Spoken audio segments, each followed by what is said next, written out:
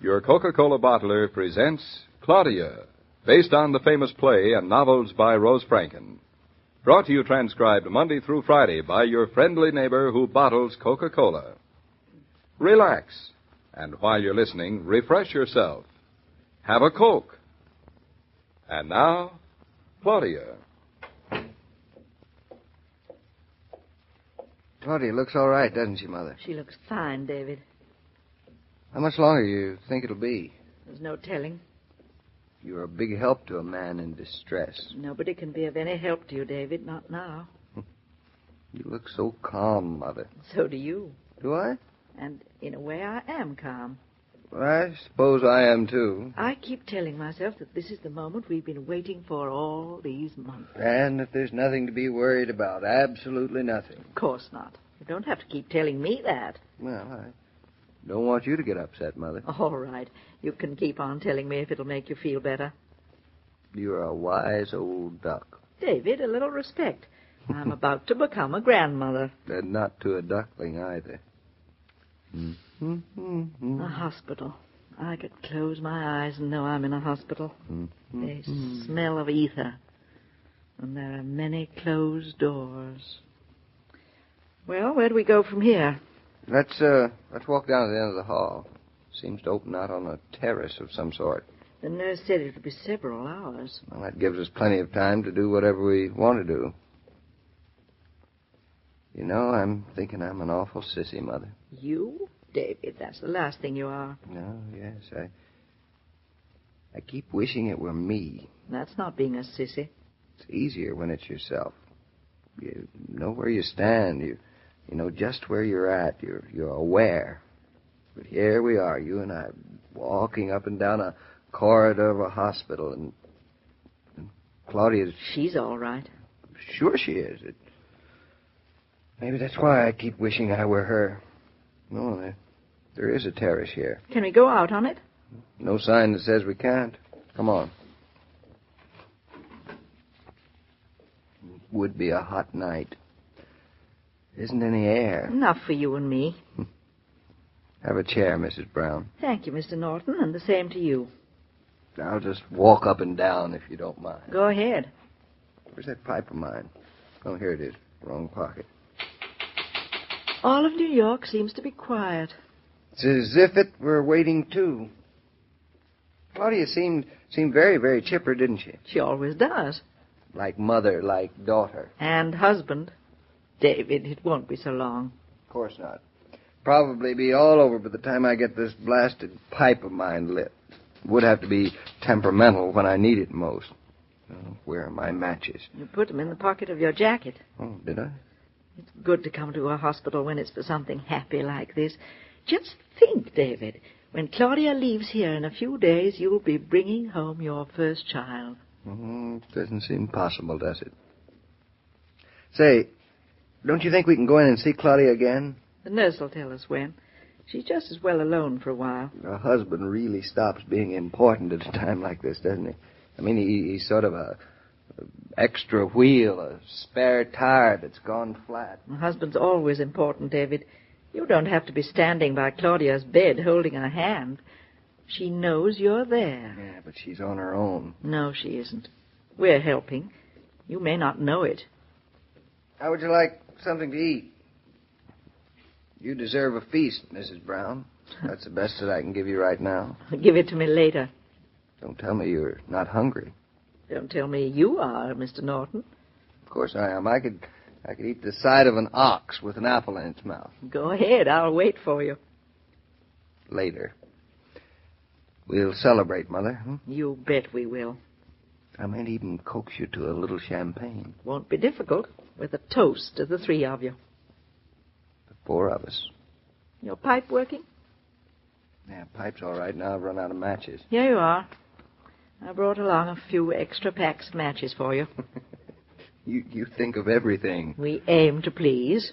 Look, the moon's rising. It's going to be a clear night after all. Yeah, it's still hot. Untie your tie, David. I don't mind. Untie my tie? Do you think I want to stand around looking like an expectant father? You do, anyway. I do not. I'm I'm calm and collected and... Oh, oops, ouch. What's the matter? Just burned my finger with this match. I always thought matches were too short. Yeah. I think it's warmer out here than it is inside. Maybe if you'd stop walking up and down.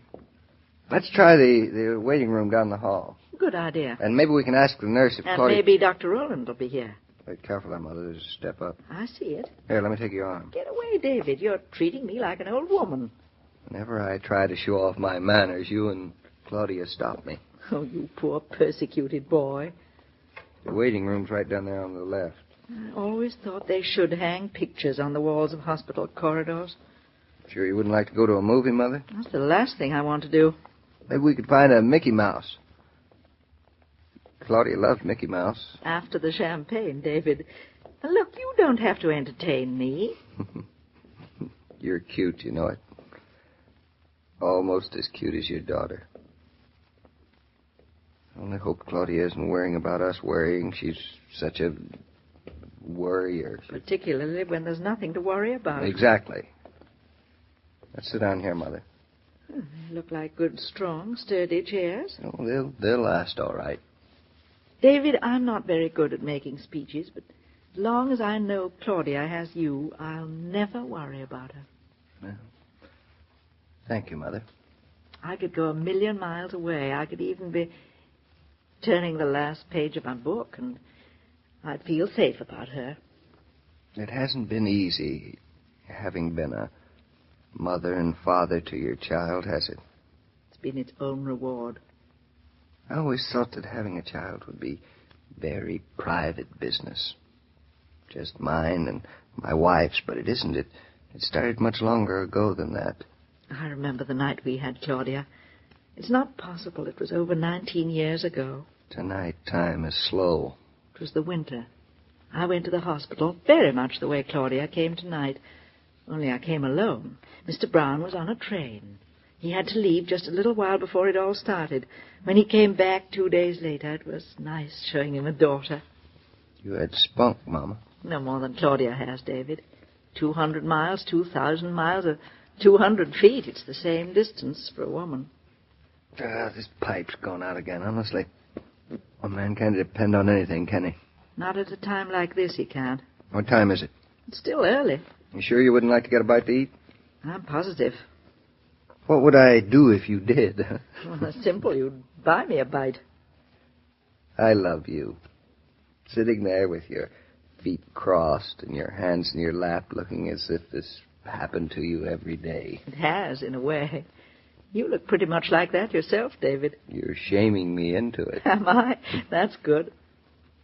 I'm just going to sit here without a thought in my head. I'm going to imagine the day when my son will put on his first long pants, catch his first trout, go away to school for the first time, receive his degree from college, and take unto himself a bride in the image of his grandmother. If Claudia and I have a daughter, I'm going to name her after you, Mrs. Brown. I'm very touched. Very touched.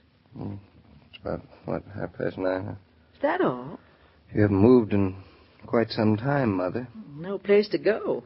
I'm not wasting my energy on just moving around. Is that Dr. Rowland coming down the hall? So it is. Dr. Rowland. Dr. Rowland, how is she? Oh, Mr. Naughton. Claudia's doing fine, just fine. It will be just a while longer. Oh. Just a little patience, my boy. Everything is proceeding according to schedule. Have you had yourself some dinner? Well, Claudia's mother isn't hungry. Grandmothers usually aren't, neither are fathers.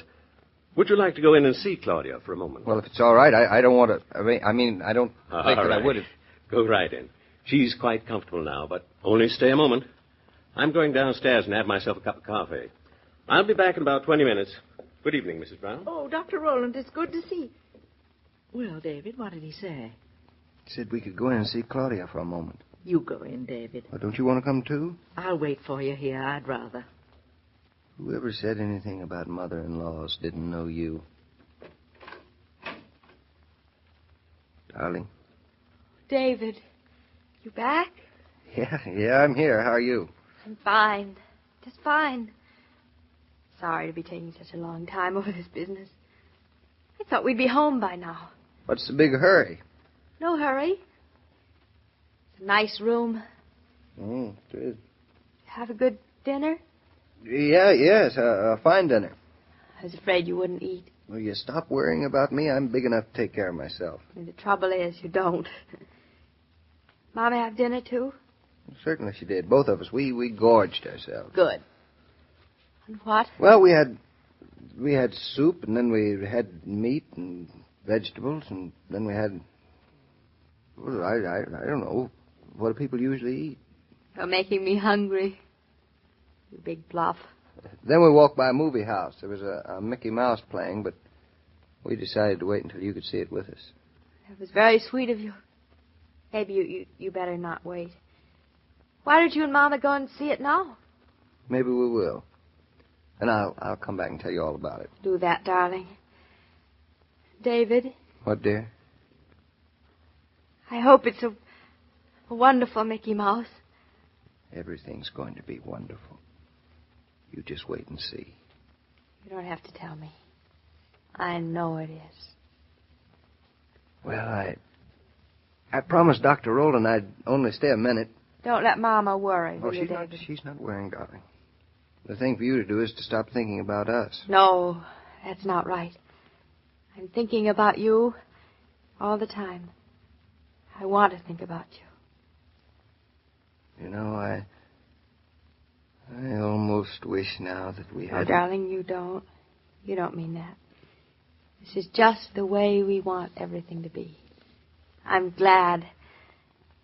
David, I can't explain why, but I'm not afraid. Because, David, I love you so.